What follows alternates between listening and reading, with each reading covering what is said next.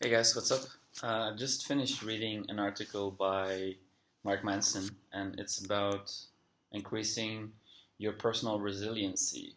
And I think cultivating resiliency is an essential skill if you want to feel empowered in your life, as if you want to feel like you're in control, or at least not constantly bogged down by everything that is happening around you, right? If you cultivate a sense of resiliency, inner strength, inner peace, then you will be able to handle difficult situations more easily.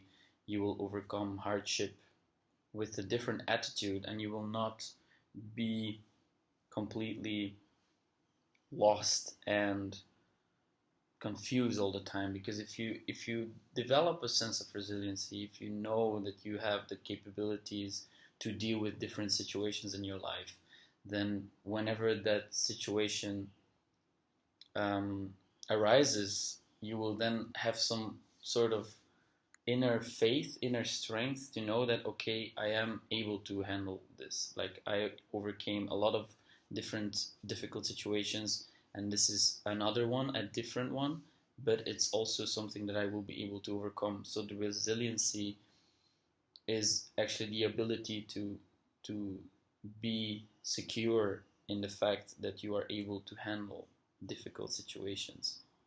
And so the Mark Manson article, he talks about five points that can increase your resiliency if you focus on those. And the first part that he talks about is you want to care about something other than yourself. If you find some sort of purpose or some higher mm, some higher meaning, like something outside yourself, helping others to overcome their struggles or supporting a bigger cause, then this will trump your negative emotions most of the time. If you can really find something that you are willing to live for or take risks for, willing to put in time and attention other than yourself, you will find that this will drastically improve your overall sense of well-being, and you will see that it will drastically decrease your anxiety about the future. For example, the example that he talks about is when there was sniper shootings in Texas. There was this one guy who was hiding for the sniper shootings, but he saw a pregnant woman who was still alive, but she was in plain sight, so she was probably about to get killed, and he was super anxious about the whole situation. But seeing that woman gave him strength and power to actually step up and take the risk and risk his own life for her, because that was something outside himself that he cared about. He stood for saving the lives of these two people actually, and that caused him to overcome his anxiety and his panic, and he found courage to act and to help her find safety. And so Mark Manson uses this example to describe that if you can find something outside yourself that you really care about, that you really stand for, and you go for it, you put in your time and your energy and your effort, this will increase your resiliency. Because, for example, if your career is important to you, then a difficult situation where you have to switch jobs, or where you kind of like move somewhere else and you have to find different solutions to your career path, you will be able to handle those more easily because you have the the goal in mind. The career is important, so you have a more clear vision of where you want to go, where you want to head towards, and this will cause your resiliency to increase. Because if you don't really have that thing outside yourself that you are aiming for, then whatever adversity that comes to you, that crosses your path, will knock you out of balance, because then all of a sudden maybe your goal completely disappears and you feel super anxious about the future again. So this is one point to keep in mind if you want to cultivate more resiliency within yourself. And the second point he talks about is focus on what you can control. And this is a very important part of, I believe, just general self-development. It's to realize that life comes at you from many different angles, many different situations, people, things that happen, right? You cannot really control the things that happen to you, for you, around you. However, what you can control is your own thoughts and actions, right? And not in the sense that you can all the time control your thoughts, right? Because thoughts, they come and go. They're like a stream of consciousness, right? The thoughts come inside your mind and then they go out again. However, you can, if you cultivate enough awareness, you can become aware of these thoughts coming into your mind, coming into your head, and then you can switch your focus. You can move your focus onto another thought, or your body, or your breath, right? You can consciously decide to move your focus to something else, to another thought, to something in your surroundings, to some part of your body, your breath, whatever it is. And so this is something that you can control, right? So if you fall ill, or if you get an injury, or if something really bad happens to you, that is something that's outside of your control. Things happen all the time. You cannot really control it. I mean, you have some agency in deciding to make healthy food choices, or take care of your sleep, or whatever it is. But even then, you can still fall ill from another bacteria or virus that you catch without knowing, whatever it is, right? So things happen all the time. But the thoughts we are having about those situations, those usually are the source of the suffering, right? The example that is given in the text is, Buddha talks about when you get injured by an arrow. If somebody shoots an arrow at you and it hits you in some part of your body, there is actually two injuries. One is a physical injury, where the arrow hits your flesh and it causes you to feel the pain and to bleed, and to experience the physical sensation of the arrow piercing your body, right? But the second one is a mental one, because you can um, think of this event happening, like, why does this happen to me? Oh, this is so painful. I don't deserve to get hit by an arrow.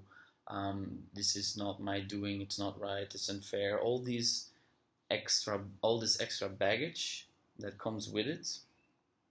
This is the second injury that Buddha talks about, and this is purely mental, and this is something that we can exert control over. We can choose to stop thinking these thoughts. Even if they're there, we can decide to take our attention away from the self-pity and the unfairness and everything that happens to us, and it's making us feel miserable, right? And we can switch our focus and attention onto other things, like, for example, okay, this arrow, this pain in my body allows me to experience a certain level of pain, which makes me more aware of these things, and I can now heal from it, and etc. Like, there is definitely some lesson that is encoded in the pain that you're experiencing. But the second injury, the mental one, is something that we can exert control over, that we can change by changing our thoughts.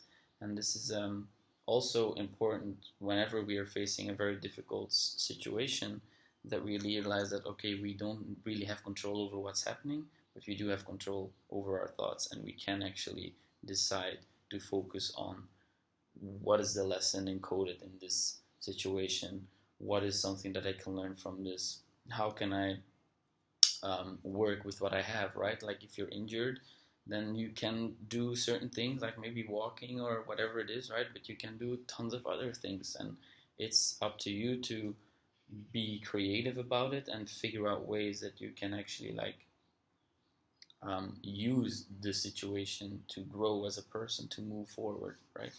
So it nicely dovetails into the third part, which is inwards optimism, outwards pessimism. And I don't necessarily 100% agree with this point.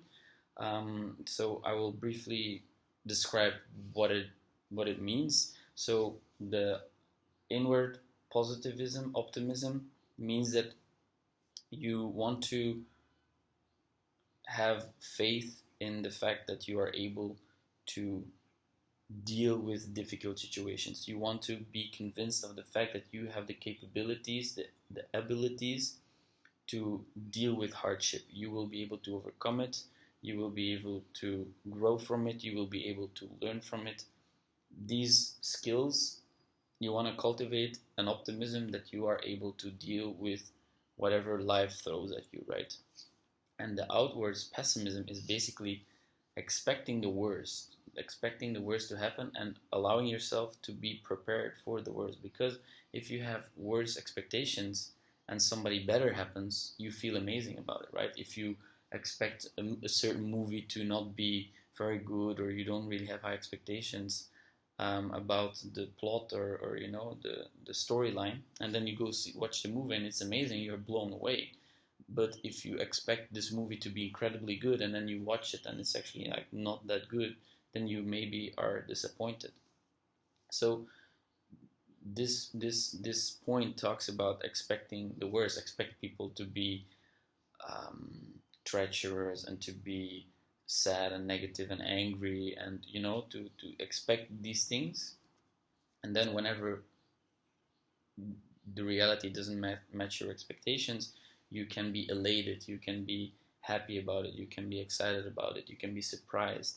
And I can see the point. I mean, I can understand that this might be useful to prepare yourself for the worst that can happen, right? It's smart to have some savings. It's smart to not go do crazy dumb shit and expect maybe like don't walk at night in favelas of Rio de Janeiro because it's probably not the safest place to be at night, right? Stuff like that. You wanna be smart about it. However, I do believe that if you expect the worst to happen always, that is also not a very good place to be in, because that can cause extra anxiety, and it can also be a way for you to subconsciously manifest it into your reality, right? If you expect somebody to be negative towards you, or to be lying, or to be deceptive or deceiving, whatever, then you can subconsciously communicate that to that person, and they might actually like act that way simply because you project it onto them, right? Because you're vibrating in that state, they will pick up on that, and it might change the way they act towards you, or it might change the way they behave, right? So I think that that point should be a little bit more nuanced. I don't believe that you should always expect the worst thing to happen. It is important to prepare for bad times, because the bad times, they will come. Suffering is an integral part of being human, of the human condition. So know that you will not be able to live in a blissful, happy, joyful state forever. At some point, life will knock you down. There will happen something bad. So you might lose a loved one, or a job, or something will happen for sure. However, you want to be aware that you will be able to deal with that situation, however difficult it is. Like the most amazing stories of people that went through a crazy illness or sickness, when they come out of it, they all talk about this this situation as being one of the most profound and intense and rich experiences of their lives, right? They come out of it a stronger person, a more aware person. They found a new purpose, they found new energy, you know. So these things, they happen, and we will be able to deal with it. It just comes down to being aware that we have the skills and the capabilities to go through it. It is possible, absolutely 100%. And maybe when you're in the middle of it, you don't believe it. You think it's not going to get better, or you will stay stuck there forever. That is not the case. Like every day you change, you grow, you learn, and you move forward, right? I mean, unless you keep yourself stuck there by just continuously thinking the same thoughts, and you do have control over the thoughts that you're thinking, even though it might not feel like that, you do, and you can focus your attention on something good and consciously decide, okay, right now I'm going to think of something that I like, or something that I'm grateful for, or something that brings me good energy. And you have the choice, you can actually do that.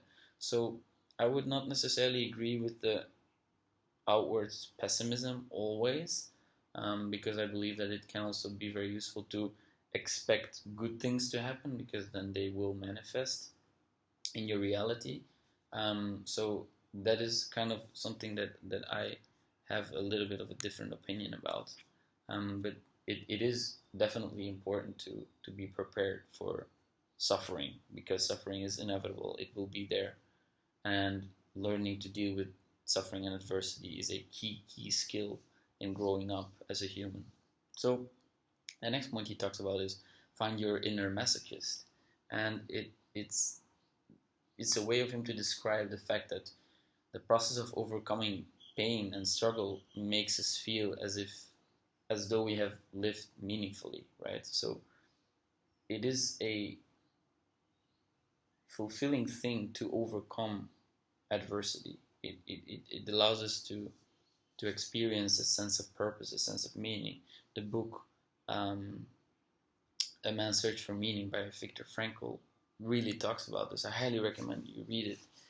It's a great resource for realizing that suffering can serve as a great, how would I say, guide towards whatever will be important in your life. And so overcoming adversity, overcoming suffering is something that brings us a sense of meaning, a sense of purpose. And so realizing that whenever you're suffering or struggling or going through a very difficult time in your life, that this is actually causing you to feel more fulfilled and more purposeful, more driven after you've overcome it, right? The process of overcoming can be a sense of purpose and meaning in and of itself, even though sometimes you feel very pessimistic about it and hopeless and confused. And knowing that the whole situation we're in right now, at that time, it will become a source of purpose and power and energy after you overcame it, right? And even in the process of overcoming it, you can find strength, and you can discover that it will be a good thing for you in the end. Like, you can realize that it was a blessing in disguise. And usually it is like that. Very, very difficult times in our lives, they're just blessings in disguise, because they allow us to explore and discover new things about ourselves, learn new skills, learn new mindsets, and grow as a person. And by overcoming this adversity, you will gain more confidence, you will gain more strength, and you will strengthen the beliefs that you are able to deal with whatever life throws at you. And that is so key to know that you are able to deal with the things that are difficult, because then you can approach them with an open mind, an open attitude, and realize that, okay, I'm suffering, I'm going to suffer more, and that's okay, because it will end eventually. This too shall pass. Eventually it will pass. So give yourself the time and the patience to actually go through these things, and realize that you do have the capabilities to deal with it in an effective way, right? And then the last point he talks about is never suffer alone. And I also would nuance that a little bit, because never, I don't necessarily like to use words like never and always, even though I sometimes do. But the key point is that he talks about developing a strong emotional safety net, so that you have people in your social circle that you care about and that care about you, and that allow you to vent whenever you need to vent, or that allow you to talk to them about whatever you're going through. because it's a crucial part of the healing and growing process, right? Being able to talk about what you're going through, being able to share your suffering with others, it's crucial to process things, right? So you want to cultivate a emotional support system. You want to